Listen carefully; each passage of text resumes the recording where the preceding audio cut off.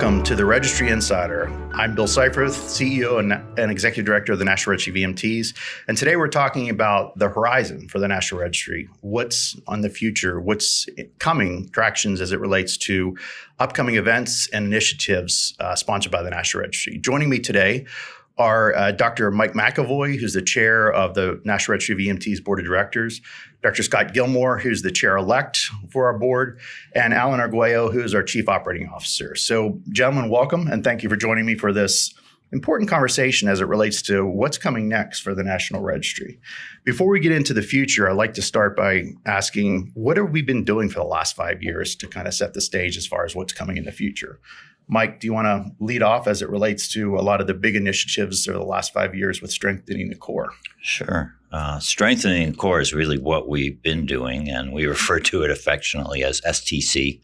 I think we became cognizant about 6 years or so ago that our operating systems that we use inside the registry to manage data, computers, that sort of thing were very outdated and needed to be modernized so that they made the workflow much more effective, made it easier for registrants and for staff and for states to handle the data and the whole process that the National Registry uses for testing and certification. And so that's been a major, major focus, and a whole lot of money went into developing that, adding staff in the IT department and revising the infrastructure that we're using to do that. And there's been some other things that go hand in hand with that. You know, as it relates to IT, one thing that I often say is, we are certainly a certification organization first and foremost, but we're enabled by technology. We can't do what we do without technology. And we had some antiquated systems that are being replaced. We've planned it to be about 5 years. So we're on a trajectory to have those systems replaced and newer systems functioning by the end of 2024. So we're on time and on target. So in addition to overhauling our IT infrastructure, we certainly worked on exams, improving them, and continued competency. From an exam perspective, what are you, as chair of the board, what are your thoughts as far as what we've done and the actions that we've taken to kind of prepare us for the future? Well, I think one of the major things that we've done is listen to our accrediting organization, the NCCA, who questioned for us what the actual utility of the psychomotor exam is. And so we took a very close look at that and said, it's very difficult to get good inter-rater reliability. Somebody takes an exam in Los Angeles. Would they get the exact same score on a psychomotor exam if they took it in New York? Somebody who has spent an entire course starting IVs, having documentation of their competency that they are expected to perform, and then gets 1 day in 1 minute to perform a skill and passes or fails based on that, really sounds a little bit like that's not the best way to assess a candidate. And the same is true when you're thinking about what's the objective of the psychomotor exam, which is really to see if a candidate can think critically. And so in keeping with the strengthening the core and being more proactive about how we do things, we've come to the recognition that we can measure somebody's critical thinking abilities with a test, and using new types of items on the test that we call technically enhanced items, or TEIs. We could measure critical thinking by posing questions about a scenario to a candidate that allow them to demonstrate that they actually know how to care for a patient. And it's also in a lifelike scenario. I mean, they have the 3 phases, which is, the pre-scene, the on-scene, and then post-scene. So it's just as if they're running a real call. Sure. So the National Registry's made and invested considerably in overhauling our IT infrastructure, has improved our exams, aligned with industry standards as it relates to that, in particular, critical thinking and clinical judgment, leadership, and communications as well. We also have this piece, Scott, for you on continued competency that we've been working on for, feels like forever, but it's only been about 3.5 years. So Scott is the chair of our continued competency steering committee. So Scott, what have we been doing as it relates to continued competency? Well, we've actually been going and examining what does competency mean. And we brought together a large stakeholder group from the various organizations within EMS. And the first thing we had to do was to figure out what is competency.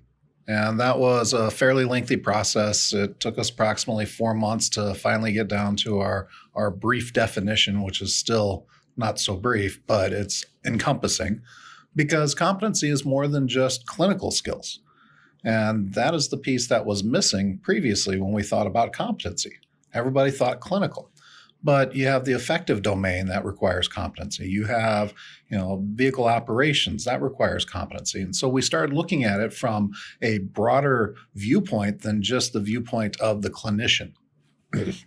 So with that in mind, then we have, been progressing through the process of defining and helping to clarify what are the different perspectives when looking at competency. Because as an employer, that person is going to look at competency very different than what competency would be looked at from a medical director's viewpoint or the clinician's viewpoint. And then the other thing that's interesting is we've made it very patient-centric. Very patient-centric. Which aligns with the EMS Agenda 2050. Yes, it does. And, that's the most important thing. This is why we're here. Our raison d'etre. So,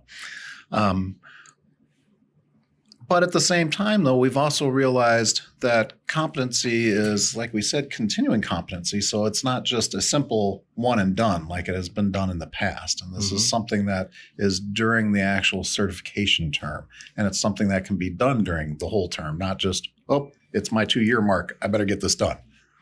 There's also one piece that I will add. It's a systems approach, right? You alluded to that with the perspectives, but it's not just the clinician. It's not just the National Registry. It's not just the state.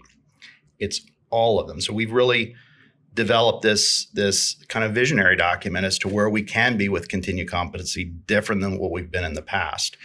Not getting rid of continuing education, but rather augmenting it and truly ensuring continued competency with clinicians. That's what I was going to say. So you're saying that competency is more than just hours. Yes, it is more than just hours. And we're trying to leverage technology to make it a more meaningful experience for the certificate, so that, just like what we are doing with the entry-level testing, making it more real life, real scenario based, we're trying to make it more applicable to the day-to-day job that a clinician might do. So a lot of improvements as it relates to IT, exams, continued competency, and then there's this late addition, if you will. Alan, I'll turn to you on value and branding and marketing, which is a new element for the National Registry as it relates to us being a certification organization and how we're perceived by our stakeholders and how we can potentially do our job better, which ultimately our mission is, lifelong assessment of clinical competency and partnerships and research. We do all of that. But tell us a little bit about the value and branding aspect of our strengthening the core of the last 5 years. Sure. So something really important to remember is that the National Registry's brand and how the National Registry is perceived is something that's been built over 50 years. When people think of the National Registry of EMTs, and we know this through not only speaking with people directly, but also surveying them, is they think of the very large star of life and they think about red, white, and blue. Like that, a lot of that branding was intentional at the time. And it's something that has really it's the brand that's associated with the National Registry of EMTs. Also associated with that brand are things like waiting for a long time when you call during recertification season. Those two things go somewhat hand in hand when you think of the National Registry. And so what we wanted to do through our market research and really understanding our consumer was do just that. We wanted to understand exactly what certificants, what clinicians, what state regulators, how everybody perceived the National Registry of EMTs. And so we've invested a considerable amount of research, market research into these groups, and we dialogue with hundreds of people one-on-one to understand, and it's been eye-opening for us. It's allowed us to shift how we develop our social media. It's a lot of it has served as input into the development of our actual assessment products. And so feel like I'm tripping over my words here. No, I think you're doing great. Yeah, and I think you're describing exactly what it is related to the perception of the public and our stakeholders, and how we can improve our game and up our game. And the National Registry is investing in that because we value the importance of improving that customer experience, and that ultimately kind of transitions nicely into where we're going in the future. So how does that translate for the future for customer experience, for improved recertification? So kind of transition to that, if you wouldn't mind. Yeah, that's the more exciting stuff, because when we think about, how the National Registry is currently perceived as it relates to customer experience and where we can go in the future, that's where it gets a whole lot more exciting. So, I will say that, particularly with this past recertification season, we had the highest volume of recertifications in the history of the National Registry. And when you combine high volumes of certificates with systems that have historically been designed to not handle that high volume, you get issues, and we had them and in abundance, and we're acknowledging them. There was one individual actually from Manhattan. He sent in a handwritten letter to our PO box addressed to me, and I did read it if you're watching, but it was a lengthy complaint about not only the process by which folks have to go through to recertify, but also the difficulty in getting a quick answer for something that was perceived as a relatively quick question. Mm-hmm. And so over these past 5 years, we've put a significant amount of infrastructure into building a system that we can actually change to assist the customer. And it's not only by means of the way that we answer phone calls or the way that we answer support tickets, but it's also the systems that customers are actually using, the certificates are using when they contact us, so that they don't have to contact us. We want to give them information effectively at their fingertips. Mm-hmm. And it's not just the website that they're using, but it's also the certification processes themselves that could be simplified. So simplifying our certification processes, that's a work in progress. It takes a while. Mm-hmm. Once we get the infrastructure rebuilt, we will be able to hopefully have the less frequency of bugs based on capacity issues. And that's just based on technical debt, I think is what we'll refer to it. So these will all improve our customer experience, our recertification experiences as well. Is there anything else as it relates to value and branding that has opened our eyes as far as how we're going to apply that to the future? Nothing that immediately comes to mind. Right now, I would say our biggest focus as an organization is making sure that the experience that we provide those who are certifying and recertifying with the National Registry is improved and overhauled. And I would say that's our biggest priority right now. It's really to make sure that we're putting our certificates first and making sure that they understand we don't want to have these issues and we're going to fix them.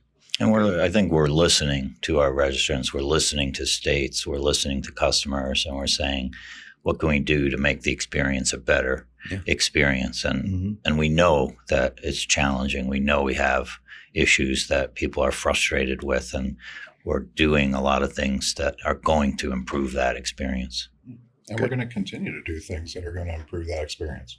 Elaborate on that some, Scott, from a continued like, competency. Well, not only just with continued competency, but it seems like all of the processes that we're looking at and engaging with, we're trying to make it better for, in general, our registrant. Mm-hmm. Whether, like you said, the continued competency, whether it's the customer experience with them calling in with a question or finding information available on the website, which I'm surprised we haven't talked about. Go ahead, bring it up. There's a plan to overhaul it too and make it more friendly. And that simpler, cleaner. Yes, easier less to clunky. Find information, less clicks. And less clunky. Yes. Yeah. So that's leveraging some more technology that we're looking to do in the future. One piece in our mission, we talked about partnerships and the importance of that. That's why we're listening. That's why we're doing value branding. We talked about the lifelong assessment of clinical competence. One thing we haven't talked about is research. The National Registry has a pretty robust research team and fellows downstairs. Mike, do you want to talk a little bit about the opportunity for potentially highlighting research, which we've not really done overtly to date, but now that it's part of our mission statement, give us some insights as chair. We've, when you look at research in EMS and things that are published that are EMS research, by and large, the greatest body of that literature and the growth in it has been through the fellowship program that we run here with The Ohio State University to train people at a doctoral level to do research. And the research that they do on behalf of the registry has helped with workforce information. It's helped with information about how we care for patients. It's helped with information about our exams. And we're, until now, not had research as part of our mission that the registry does, and it now is included in our mission statement. And as we move forward, we want to look to expand and to grow that research capability, and also to use that research capability ourselves to answer questions internally about how we can be more effective and how we can grow as an organization and meet needs that we may not have anticipated are actually out there. And, I will say that it's a point of pride too, but the National Registry is the largest contributor to researchers in the EMS field. And that's something that we don't really talk a lot about. I will say since the pandemic and the workforce perceived shortages and challenges and distribution issues that we're dealing with, the benefit that we've been able to offer through our research team has been substantial. And I think that bringing those researchers forward and the publications forward has helped us to start to understand the causes and etiology of some of these workforce challenges. And I think we have a lot of opportunity in the future. Scott, you're going to say something? Well, and it's not only just the direct effects of the researchers, but then a lot of the fellows have gone on and furthered their own career and have substantially added also to the body of knowledge. So it's not just a one and done while they're here. It's also, no, they continue. Yes. They go forth and continue growing for the profession. That's good. So what other items, Alan, Mike, Scott, as it relates to the Horizon in terms of, we've transformed our organization, IT, exams, continued competency, value branding. We're now prepared to think differently about recertification, customer experience, research, different about competency. What else is coming on the horizon for the National Registry? The nice thing is the horizon's no longer limited for us. Good point. In the past, we have had to take care of strengthening the core. Yep. Now that that's no longer there, we're able to start moving forward in ways we haven't thought possible before, because we're no longer shackled with our technology debt or our processes that have developed over the 50 years of our history. We are now able to change those and to adapt to what the needs are in the future. When you look at, we are a certification, we're a testing organization who happens to be in the EMS space. And boy, there is a lot that could be done with that exam to make that exam more technological, to use video, to use virtual reality, to use augmented reality, to be able to employ security features that would allow us to do more and easier and better testing at home so people don't have to go to a testing center. And that future, that horizon, when you look at artificial intelligence and you look at some of the tools that are available to us, is wide open. Endless opportunities. Anything else, Alan? When I think of the opportunity, I'm kind of akin to Scott in that when I say we, I mean the collective EMS industry for years has looked at emergency medical services as what happens in an emergency setting by two individuals in the back of a ground ambulance. And as an industry, we recognize that that's not necessarily the case anymore. And I'm excited to see what registry is going to do to contribute to that new definition. Excellent. Well, gentlemen, thank you for joining me today to talk about the future of the National Registry, what's on the horizon. And we thank you for joining us in this conversation. Please do go ahead and like, as well as hit subscribe, and leave any comments you might have in the comment section. Thank you for what you do for EMS, and stay safe. Thank you for joining us for this episode. If you wouldn't mind, please click the like and subscribe buttons, as well as the notifications so you can get notifications of upcoming episodes. Also, for the latest and greatest happenings of the National Registry, feel free to go to nremt.org. Thank you very much. And again, stay safe.